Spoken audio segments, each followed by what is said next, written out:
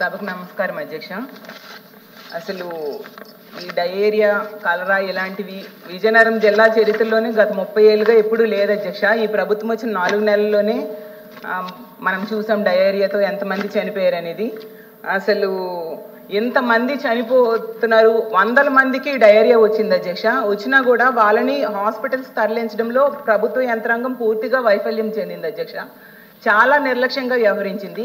అసలు first మరణమేమో September 20వ తేదీన గొర్ల మండలంలో పెనుబర్తిలో నమోదైంది అధ్యక్ష. ఆ తర్వాత అక్టోబర్ 12వ తేదీకి అంటే 22 రోజులు అయ్యింది. అప్పటికి ఇంచుమించు 14 మంది వరకు చనిపోయారు అధ్యక్ష. ఇన్ని రోజులైనా కూడా ప్రభుత్వ యంత్రాంగం అసలు పట్టించుకోలేదు అధ్యక్ష. జగన్మోహన్ రెడ్డి గారు అక్టోబర్ 19న ట్వీట్ చేస్తే అప్పుడు ప్రభుత్వం స్పందించడం స్టార్ట్ చేసింది అధ్యక్ష.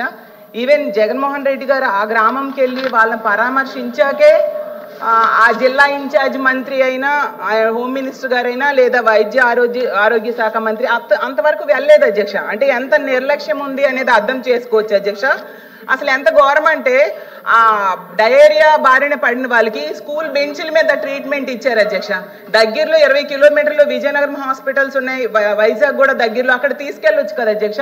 అంటే ఎంత సిగ్గుచేట అనేది మనం అర్థం చేసుకోవచ్చు అధ్యక్ష. అలాగే తీసుకుంటే ఎక్స్గ్రేషియా ఇవ్వకపోవడం ఏంటి అధ్యక్ష? ఆ రోజు జగన్మోహన్ రెడ్డి గారు 2 లక్షలు ఒక్కొక్కరికి ఎక్స్గ్రేషియా ప్రకటించారు.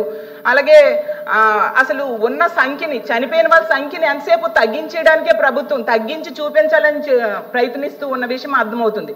ఎందుకంటే కలెక్టర్ గారు ఒకరు చచ్చిపోయారు అంటారు, చంద్రబాబు నాయుడు గారు ఏమో 8 మంది అంటారు, పవన్ కళ్యాణ్ గారు 10 మంది అంటారు. అంటే ఉన్న సంఖ్యని తగ్గించడానికి ప్రయత్నించారు తప్ప దాన్ని ఎలా నివారించాలి, ఇది వాటర్ వలన వచ్చింది, అది ముందు ఆ వాటర్ పొల్యూషన్ని తగ్గించాలి, వాళ్ళకి మంచి వాటర్ ఇవ్వాలి, దాని మీద దృష్టి లేదు. ఎంతసేపు చచ్చిపోయిన వాళ్ళ సంఖ్యను తగ్గించేద్దాము అనే దృష్టి తప్ప. ఎందుకు అధ్యక్ష మా జగన్మోహన్ రెడ్డి గారు వెళ్ళినంత వరకు ఇన్ఛార్జ్ మినిస్టర్ కానీ, హెల్త్ మినిస్టర్ గారు కానీ వెళ్ళలేదు అధ్యక్ష. అలాగే వాళ్ళకి ఆదుకోవాల్సిన అవసరం ఉంది. అలాగే ఇంత నిర్లక్ష్యం చేసిన అధికారులకి శిక్షించాల్సిన అవసరం కూడా ఉంది అధ్యక్ష. పరిహారం కూడా వెంటనే ప్రకటించాలని కోరుతున్నాను అధ్యక్ష. అసలు ఎవరైనా అధికారుల మీద చర్య తీసుకున్నారా లేదా అని కూడా అడుగుతున్నాను అధ్యక్ష.